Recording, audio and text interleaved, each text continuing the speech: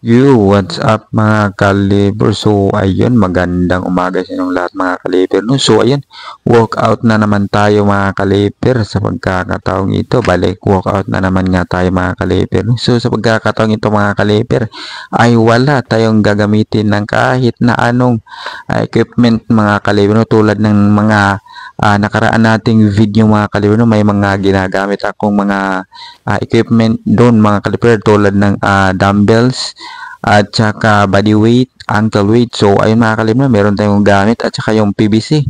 Ayun, kita nyo naman mga kaliper.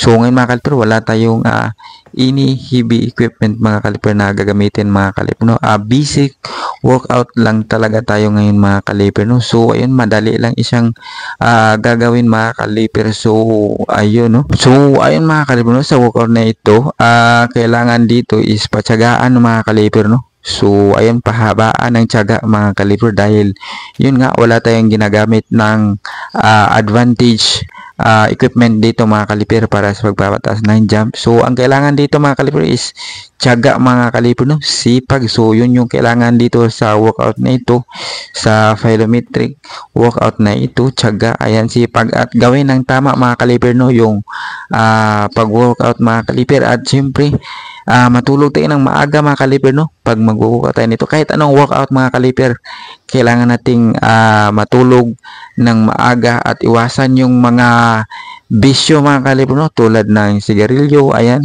tulad ng alak, pagpupuyat. So dapat natin yung iwasan mga kaliper, no? Matulog tayo ng maaga mga kaliper para pag mag-workout tayo mga kaliper, marami tayong energy mga kaliper, no? Kasi kapag yun nga, may bisyo tayo, nagpupuyat, ayun, nagdidisco, nagsisigarilyo, umiinom. So, madali tayong mapagod nun mga kaliber, no? Kaya dapat wala yun mga kaliber. Iwasan natin yun mga kaliber kapag nag-workout tayo mga kaliber, no? May useless yung pag-workout natin mga kaliber kapag meron tayo ng mga bisyo na yun tulad sa mga nabanggit ko.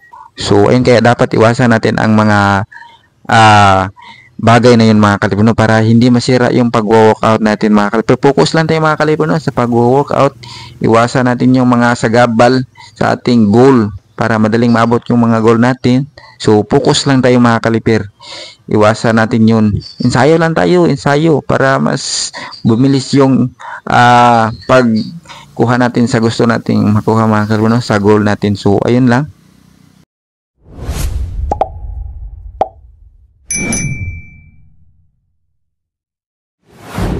Thank you for watching.